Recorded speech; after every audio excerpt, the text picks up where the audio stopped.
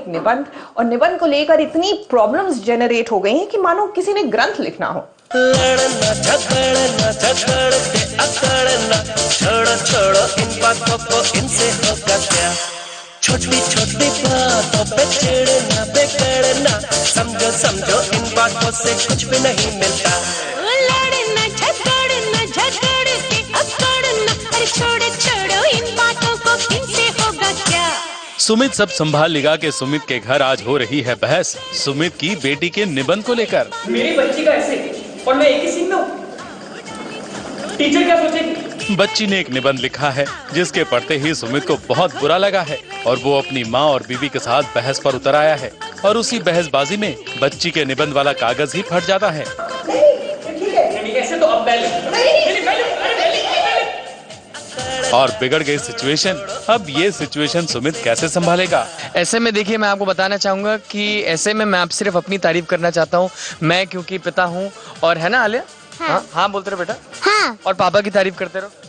पापा बहुत अच्छे हैं, बहुत प्यारे हैं, बहुत प्यार करते हैं, जो भी मुश्किल होती है उसमें मेरे साथ देते हैं। देखा, एब्सोल्युटली। एक मिनट, ये चीटिंग हुई। तुमको जन्म किसने दिया बेटा?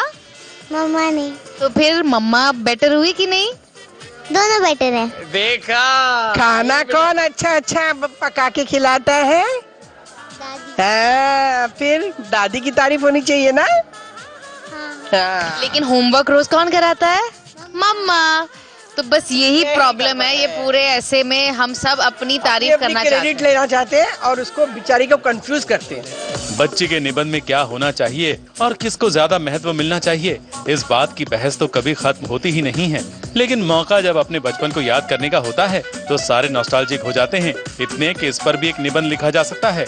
बचपन के दिन के लिए तो हमारे बचपन के दिन तो अभी अभी निकले हैं। पहले हमारी जो मम्मी जी हैं उनके बचपन के दिन जानना चाहेंगे। छोटी हूँ। हाँ, बचपन में तो उस वक्त तो फैमिली बहुत बड़ी हुआ करती थी, तो उसमें करीब करीब 10-15 लोग हुआ करते थे हमारे ज़माने में। अभी तो न्यूक्लियर फैमिलीज हो गई हैं, तो इनके लिए तो बहुत आसान है, हमारे लिए बहुत मुश्किल होती थी, सबके बारे में लिखना पड़ता था। मुझे तो लगता है आपके ऐसे में सिर्फ नाम लिखने से पूरा ऐसे भर जाता होगा। 150 वर्ड्स है ना? 150 वर्ड्स। क्योंकि 10 चाचा, 15 मामी, चाची, बुआ, फूफा, चचेरे भाई, ममेरे भाई, मौसी। और मुझे एक याद है, हम जब छोटे थे स्कूल में, तो ये किस्सा याद है।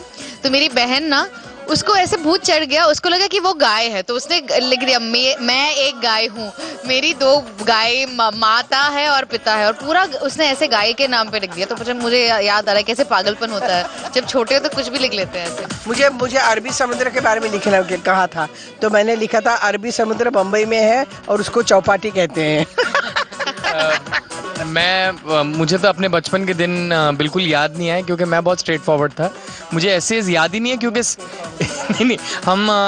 मुझे तो एसेज याद ही नहीं है, क्योंकि मेरे सारे एसेज जो मेरी मम्मी लिखा करती थी।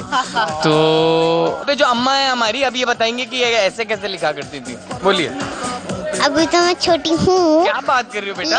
आज पहली बार तुमने कैमरे पे ये एडमिट कर लिया कि तुम छोटी हो। जब मैं 2 साल की थी जी, तब मैं थोड़ा थोड़ा बोलती थी। तब ऐसे भी लिखती थी? नहीं। तो मेरे सामने मेरी बहन और मेरी कज़न दोनों खेल रहे थे, तो वो मैंने उनसे पूछा कि मैं अपनी बहन को काका कहती थी। अच्छा। काका क्या हुआ? वो काका का हुआ? तो वो कह रही अभी हम खेल रहे हैं, कुछ नहीं हुआ, मम्मा के पास जाओ। मैं मम्मा के पास गई, मैंने मम्मा से बोला मम्मा का हुआ, तो उन्होंने मुझको बाबू के पास भेजा, और ऐसे करते करते सबने मुझको किसी और के पास भेजते रहे। Good night. एक गुड। वाह, सुमित संभाले या ना संभाले, लेकिन उसकी बेटी सब कुछ बहुत अच्छी तरह संभाल सकती है। ये बात उसने अपनी बातों बातों में अपने घर वालों को अच्छी तरह समझा दी है। अरे ना जाने क्यों बात बात पे करते हमको ग्रिल एंड फ्राई। मुंबई से स्नेहा शर्मा के साथ एबीपी न्यूज रिपोर्ट। प्रॉब्लम क्या है भाई? वो हम थोड़ा सा चिल कर ले तो इसमें प्रॉब्लम क्या है भाई? ये भाई। चलिए फटाफट से हो जाते हैं सवाल।